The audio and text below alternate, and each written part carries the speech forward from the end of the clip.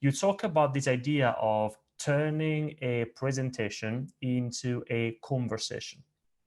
And it's this idea of that a presentation should not be a one-way communication. I'm presenting and you just listen to me, but it should be treated more of a conversation with the audience.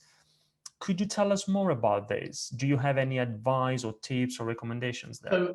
So yes, but let me contextualize for you for a minute. So I wrote the book at the beginning of this year, and effectively I had my deadline date was mid-April or something. So basically, like 3 or 4 weeks into the pandemic, and I literally the week before, or even just as I handed it in, we were getting more into the virtual world and to Zoom, and I was like, I need to write something about this. And a privilege in the position that we were already engaging the whole thing, it's only wrapped up, but seeing actually the dynamic of how speakers are presenting has completely changed. But with respect to your question, the point about it, and I'll go into it, the point about it is that my absolute passion about how the keynote speeches should not be deemed as a keynote speech, but actually a conversation, a keynote conversation. It's been exemplified, it's been kind of exaggerated. It's absolutely critical now in the virtual space. And the reason it's critical in the virtual space, and I'll try to give a couple of tips, is because of the fact that now, because we're talking across the screen, while you could be furiously nodding your head and saying, oh, then that sounds great, you might be reading your emails. And I have no idea what you're doing at all. And you know something, because there's a million and one different things. And to give you the energy, like in a room when we're all together, the energy comes from each other, and it's a symbiotic relationship which helps create something magical.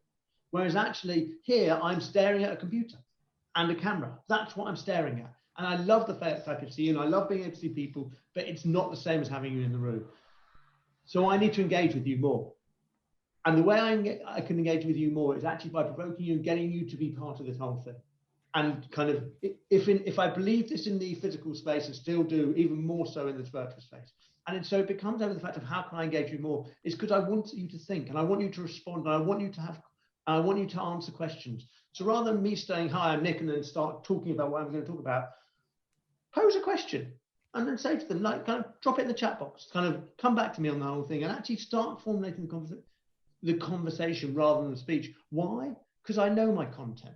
I'm absolutely believing my content, but because I'm not so wedded to my speech, which I've learned off by heart, I can ask you a question, you could respond to it, and it could take me down a different route, which actually is going to lead to the same conclusion that I believe in. Why? Because that's my beliefs, and that's what I'm going to tell you.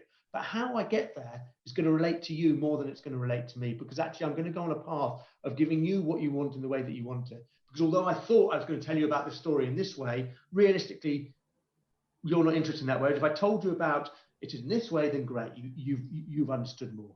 Yeah, of course, if you know your content, if you are prepared, that gives you also that flexibility that you need to adjust things and turn your presentation into a conversation. And I agree with you, Nick, 100%. Now it's even more important, because when it comes to virtual communication, it's even harder to get your message across. It's harder to keep the attention high. So being able to create those moments of interaction and conversation with the audience is so important.